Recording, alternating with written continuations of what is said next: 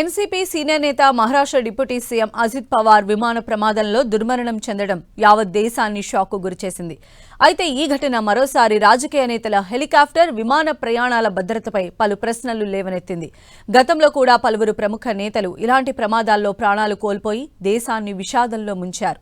2001లో Congress senior నేత మాధవరావు సింధియా విమాన ప్రమాదంలో మరణించారు. గ్వాలియర్ రాజవంశానికి చెందిన మాధవరావు 9 సార్లు లోక్సభకు ఎంపీగా పనిచేశారు. రైల్వే, పర్యాటకం, మానవ వనరుల అభివృద్ధి, సివిల్ ఏవియేషన్ వంటి కీలక మంత్రిత్వ శాఖలను నిర్వహించారు. 2001 సెప్టెంబర్ 30న ఢిల్లీ నుంచి పాట్నాకు ఆయన ప్రయాణిస్తున్న విమానం గజియాబాద్ వద్ద ప్రమాదానికి గురైంది. ఈ ఘటనలో మాధవరావుతో పాటు పలువురు అనుచరులు మరణించారు. జీఎంసీ బాలయోగి దేశ తొలి దళిత లోక్సభ స్పీకర్. 2002లో స్పీకర్గా ఉన్న టైంలో ఆయన హెలికాప్టర్ ప్రమాదంలో మరణించారు. మార్చి 3న ఆయన ప్రయాణిస్తున్న హెలికాప్టర్ ఏపీలోని పశ్చిమ గోదావరి జిల్లా పరిసరాల్లో కూలిపోయింది. ఈ ఘటనలో బాలయోగితో పాటు 2 పైలట్లు దుర్మరణం పాలయ్యారు. ఈ ఘటన దేశాన్ని షాక్కు గురిచేసింది.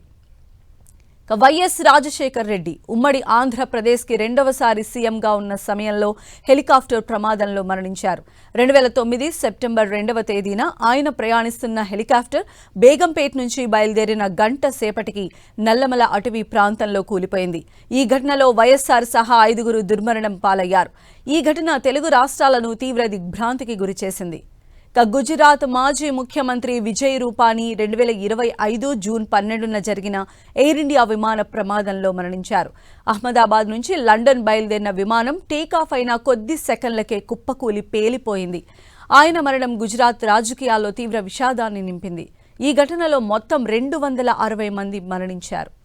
భారత మాజీ ప్రధాని ఇందిరాగాంధీ చిన్న కుమారుడు సంజయ్ గాంధీ జూన్ 23, 1970న ఢిల్లీలో జరిగిన విమాన ప్రమాదంలో మృతి చెందారు. ఈ ఘటన అప్పటి దేశ రాజకీయాల్లో తీవ్ర సంచలనం సృష్టించింది. నటి సౌందర్య రాజకీయ ప్రచార కార్యక్రమంలో పాల్గొనేందుకు బెంగళూరు నుంచి కరీంనగర్ వెళుతున్న సమయంలో విమానం కుప్పకూలింది. విమానం టేకాఫ్ అయిన కొద్దిసేపటికే సాంకేతిక లోపం కారణంగా కుప్పకూలింది. ఈ ప్రమాదంలో నటి సౌందర్య, ఆమె సోదరుడు అమర్నాథ్, పైలట్ అక్కడికక్కడే ప్రాణాలు కోల్పోయారు.